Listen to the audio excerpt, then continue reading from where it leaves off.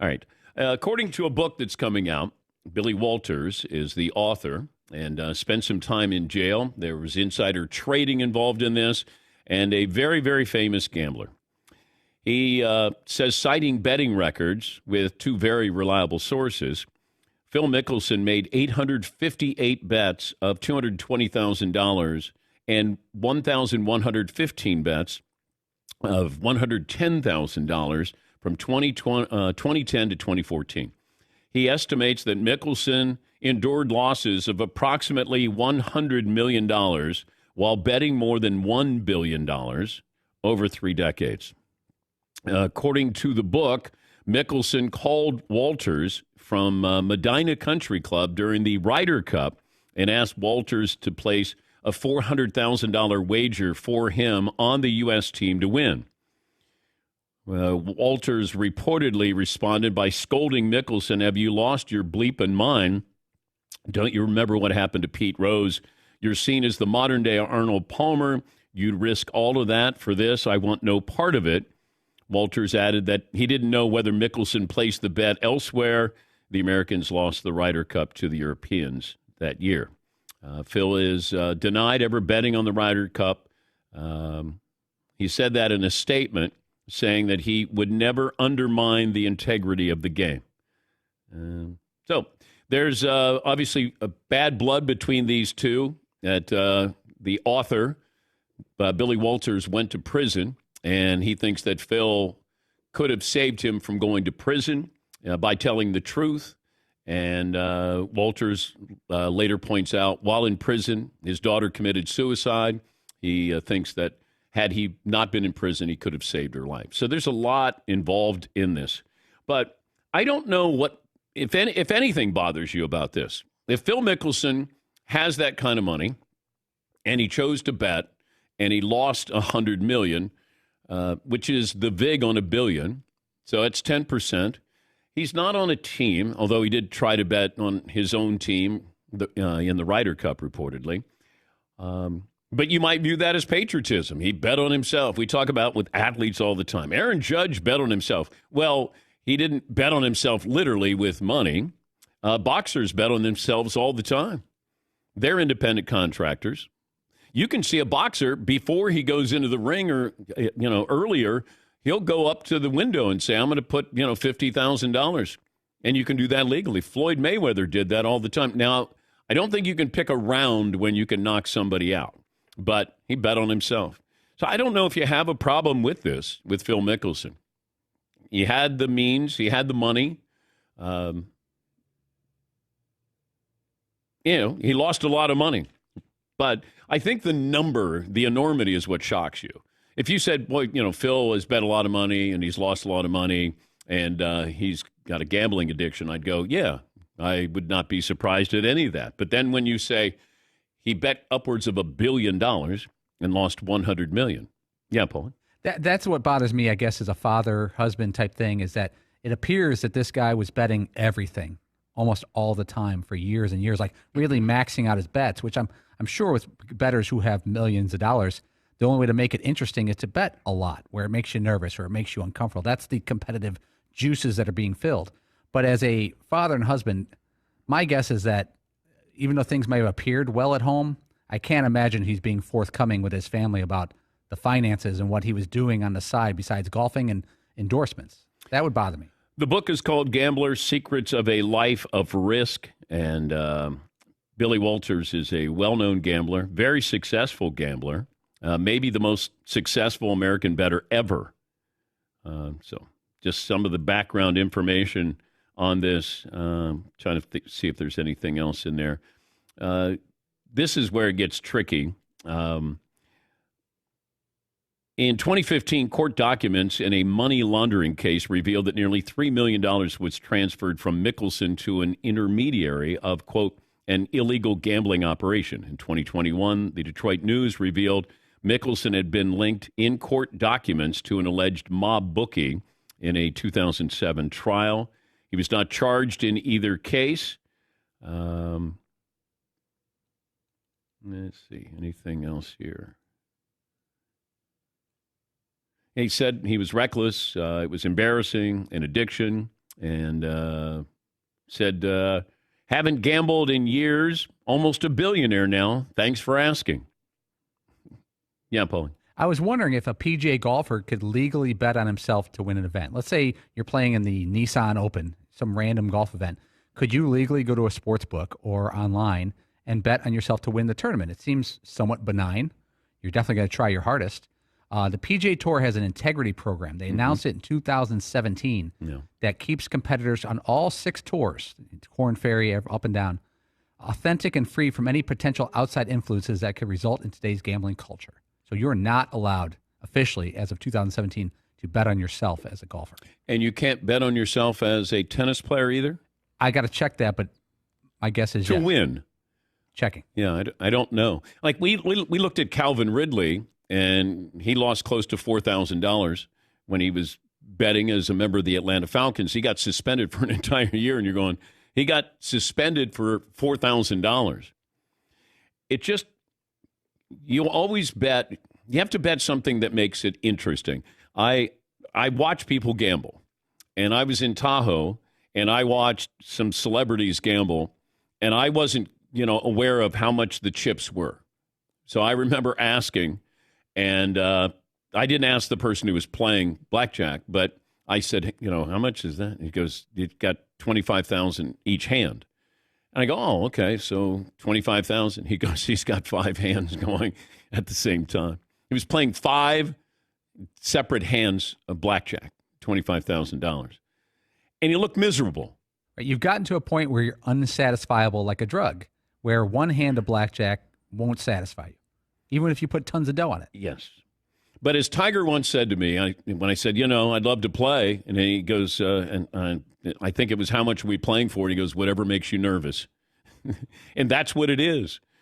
Michael Jordan, when he plays golf, I'm told when he would go to Vegas and he would play in these matches with gamblers, they'd play golf. And this is, really dead serious, can't touch your ball until it gets in the cup, like all those crazy things. But they would be waiting for Mike to play, and Mike would show up with a satchel full of cash because you got to pay your bets. It's not like, hey, I'll get you later, or hey, just kidding. You have to pay that cash right then and there. Yes, Eden. That's how that happens when you're like super mega rich and you're playing golf and you guys are gambling on each hole or whatever it is. People just have bags of cash that they give each other? I'm told that Michael had bags of cash. Big swoosh on the side. But yeah, exactly. But if you're going to play for that kind of money, and unless you have a friendship that you go, I got you. These guys want the money right there. There's no Venmo back then. No. They want you to pay up right there. That's how you do it. It's honor among thieves, Can you Venmo that much money? I don't think you can Venmo a couple $100,000. Cash app? I don't know how that works. What if someone created a Venmo betting app where if you want to bet friends legally, Good. Everyone's doing it. We're going to have a catastrophe in gambling at some point. It's inevitable. The mothership is now in business with gambling. So you're going to tell me there's no conflict of interest when Adam Schefter may have some information there, and he withholds it, and hopefully it never happens. But you're going to have, you got these guys who have the information. That's why they're valuable. If Shefty left now, or some of these other insiders, and they went to work for some kind of company, gaming company, you could double your salary. Like the value of Adam Schefter to Caesars or whatever it might be, whatever company, DraftKings, they'd be like, all right, hey, I got some information here. Now it affects the line. Now you can protect yourself. You can get ahead of everybody else. You got the Iowa situation with these kids who are betting. Hey, nobody's going to know we're at Iowa State in Iowa. Who's going to follow this? Who's going to find out? Hey, I'll use my mom's account. Right? That's how it works. Nobody thought that they would be caught. Nobody goes into something going, you know what? I'm going to get caught. Because you wouldn't do it. But you have the means now. It's so easy to gamble. You can. It's hard not to gamble. Let's put it that way. Yeah, Seton. This is actually a really good question. Who would have a better 30 for 30, Tiger or Phil? We got that from Twitter. Ooh. Feels like there's a lot. One side we know a lot less about. Yes. Well, we have a false impression of Phil. And, I think that he's had this persona where he was, every man. He's the guy you root for. That's the guy who goes for it. We like him. Tiger was the mystery. We didn't know anything about Tiger. Didn't seem like he was friendly. He cheated on his wife. Like all these things. But, yeah, the 30 for 30 would be fascinating. But you also have people who are willing to tell you something in the 30 for 30. A bunch of guys going, Yes, when he was at the Madonna Country Club, he told me he was going to black shade in front of their face. I'm wondering if we have a Pac-12 30 for 30 of just, and I don't know if enough people care about it, but just the mess, maybe realignment 30 for 30, or like the stuff behind the scenes that's happened that we don't know about.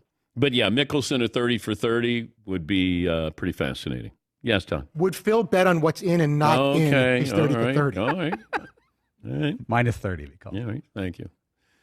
He's taking the over in the 30 for 30 or the 30 and a half. 30 and a half. The hook. 30 and a half, 30 and a half. Or it'd be the 30 and a half, 30. That's exactly what they should call it. All right. I'm going to give you a bloop on that, Todd. Yeah, Paul. I don't know that Phil Mickelson's bothered by this because he's well, no, he was just asked about it. Hey, I had a gambling problem, but I'm almost a billionaire. Hey, thanks for asking. It doesn't sound like he's too bothered by this. Nobody loves when the Live Tour came out about more than him. Oh, man. Bailout. We got $200 million. And there was speculation at the time. They gave it to him in chips. There was speculation at the time that Phil needed the money from the Live Tour.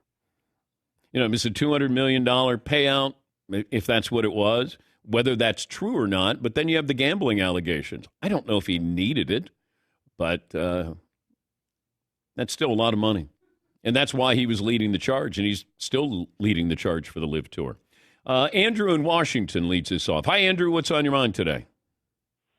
5-6, old school.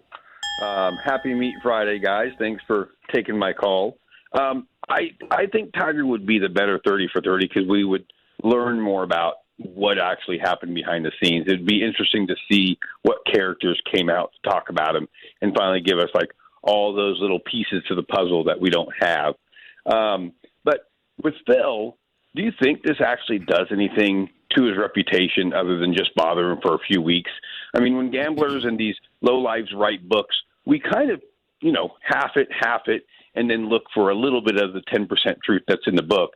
And I don't know if you just said this or not. Did Phil say that he gave up gambling, like he's no longer gambling? If so, do you believe he actually did? Well, it's really, really tough to give up gambling if you're that deep into it. And I can only speak from experience that, at the time with what I'm betting was everything I had. And it was really, really important. And, I'm calling this sports phone that we didn't have the ability to find out scores. And I would call it like every 3 minutes. Every 3 minutes. And you got money on that game. And then if you win that bet, then you put it on another game. But you have to find out if you're going to win that bet. It consumes you because that's the only way you can be good at it. Pete Rose, I bet through the bookie that Pete used. So I knew what Pete was betting on. I'm like, he's betting on everything. But there's certain guys who need that, got to have that. I can't imagine Phil Mickelson going out on a golf course and not having some serious money bet on that match. I can't imagine that. I don't know about what he's doing with other sports, but as far as betting on yourself, going out and having, I have guys who can't go play golf unless there's money on it. And I said, I'll play for $2. And they're like, $2? You got money? I go, yeah, I want to keep it. I hate that feeling of, it's not that I win as much as I hate losing that money. Not that you get it, but then you're like, you lose it, and you're like, it's the worst feeling in the world. Yeah, Paul. I just got tipped from my guy in the desert, Montreal Max. There's a thing called the Sports Gambling Hall of Fame. It's kind of a new thing. They have their first ever in class, the 2023 Sports Gambling Hall of Fame. Their mission at the SGHF, is to recognize and honor individuals who have notably transformed the sports gambling industry. Guess who is among the 2023 inductees? Billy Walters. Billy Walters is the first name mentioned. He is a sports gambling Hall of Famer. As of this weekend are the inductions. He is, I don't know if it's even arguably greatest American gambler. But he got involved with Phil. I think he met Phil at Pebble Beach, the Pro-Am, and they became fast friends. And next thing you know, you got somebody who's not an enabler, but certainly somebody you go, hey, I can bet. And I can bet, and maybe I can bet through somebody else so nobody knows, that I'm betting here. Yes, Paul. I can't think of any induction ceremony I'd like to attend more than the Sports Gambling Hall of Fame. And if they did it on a football weekend, imagine the lobby. Another inductee, Frank Lefty Rosenthal. That's the guy who the movie Casino was made about. Ooh. Robert De Niro's character. Ouch. Yes, Tom. Okay, guys, how long will this ceremony be? 2.5 hours? 2 hours and 37 minutes? 2:28? Place your bets. Let's go. Fisher Steak, what do you